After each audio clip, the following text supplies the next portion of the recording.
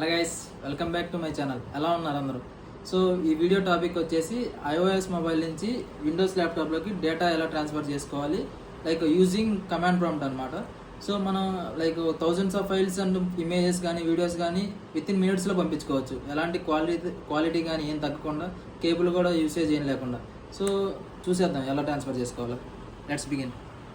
ఇలా మనం డెస్క్టాప్కి వచ్చిన తర్వాత సెర్చ్ బార్లో కమాండ్ ప్రాంప్ట్లోకి వెళ్ళేసి రన్ యాజ్ అడ్మినిస్ట్రేటర్ అని కొట్టాలి. సో కొట్టిన తర్వాత ఎస్ అని ట్యాప్ చేయాలన్నమాట. అండ్ తర్వాత ఇలా కమాండ్ ప్రాంప్ట్ ఓపెన్ అయితే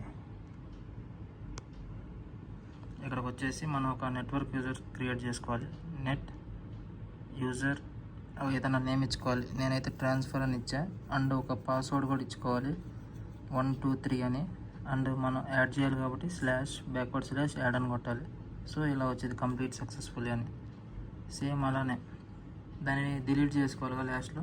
దానికోసం నెట్ యూజర్ ఆ నేమ్ ట్రాన్స్ఫర్ అండ్ పాస్వర్డ్ అవసరం లేదు, జస్ట్ /delete అని కొడితే ఆటోమేటిక్గా డిలీట్ అయిపోద్ది అనమాట. సో మళ్ళీ యాడ్ చేద్దాం. Net user 123 add. సో ఇప్పుడు మనం ఏం చేసుకోవాలంటే ఇలా వచ్చిన తర్వాత దీన్ని మినిమైజ్ చేసుకొని నా ఐకాన్స్ ఆఫ్లో ఉంటాయి. సో ఐకాన్స్ డిస్ప్లే చేసుకొని ఇప్పుడు ఒక న్యూ ఫోల్డర్ క్రియేట్ చేయాలన్నమాట. న్యూ ఫోల్డర్, దీనికి ఏదో ఒకటి వీడియో అని నేమ్ ఇస్తున్నా. వీడియో అని నేమ్ ఇచ్చిన తర్వాత ఆ ఫోల్డర్ మీదకి వెళ్ళేసి రైట్ క్లిక్ చేయాలి. రైట్ క్లిక్ చేసినాక కింద ప్రాపర్టీస్ అని ఉంటాయి.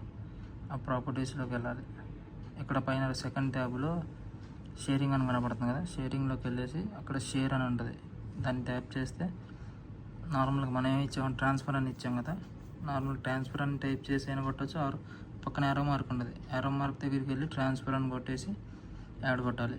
తర్వాత పర్మిషన్ ఇవ్వాలి, read and right permission. Read and right ఇచ్చేసి షేర్ అని కొట్టాలి. ఆటోమేటిక్గా ఇలా వచ్చింది. సో అడ్వాన్స్ షేరింగ్లోకి వెళ్ళేసి ఆ పక్కన షేర్ డిస్ ఫోల్డర్లోకి వెళ్ళి కింద పర్మిషన్స్ ఉంటాయి, పర్మిషన్స్లోకి వెళ్ళి యాడ్ చేసుకోవాలి. ఇక్కడ ఏమని ఇందాక ట్రాన్స్ఫర్ అని చూసావా, ట్రాన్స్ఫర్ అని టైప్ చేసి చెక్ నేమ్స్ అని కొడితే అది ఆటోమేటిక్గా సెలెక్ట్ అయ్యింది. సో దాని మీద క్లిక్ చేసి కింద మనం ఎల్లో కొట్టాలన్నమాట. సో అన్నిటికీ ఎల్లో అయింది. ఇప్పుడు ఇంకా అప్లై కొట్టాలి. అప్లై కొట్టిన తర్వాత ఓకే, దెన్ క్లోజ్. సో ఇలా ఇది అయిపోయింది అనమాట. సో మళ్ళీ మనం కమాండ్ ప్రాంప్ట్లోకి వచ్చేసి IP కాన్ఫిగ్ అని కొట్టాలన్నమాట. కొట్టగానే మనకి డీటెయిల్స్ వస్తాయి. సో ఇక్కడ IPv4 అడ్రస్ అని ఉంటుంది. అది తీసుకొచ్చి మన ఫోన్లో లోకల్ నెట్వర్క్లో కొట్టాలి.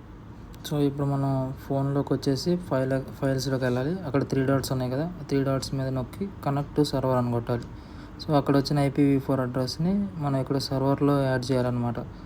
సేమ్ 172.20.6.10 అని వచ్చింది కదా, ఆ అడ్రస్ని మనం ఇక్కడ దీంట్లో రాయాలి. అది నొక్కిన తర్వాత కనెక్ట్ అని కొట్టాలి మనం. అలా కనెక్ట్ కొట్టగానే రిజిస్టర్డ్ యూజర్ అని అడిగిద్ది. సో అక్కడ మనం నేమ్ పాస్వర్డ్ ఇస్తాం కదా, నేమ్ అనేది ఇందాక ట్రాన్స్ఫర్ ఇచ్చాం, పాస్వర్డ్ రికార్డింగ్లో కనపడదు, 123 అని ఇవ్వాలి. చూడండి మన ఫైల్స్ వచ్చేసినాయి, యూజర్స్ వీడియోస్ అని. వీడియోల్లో ఎంటీగా ఉన్నాయి ఎందుకంటే ఫోల్డర్లో ఏమి లేవు.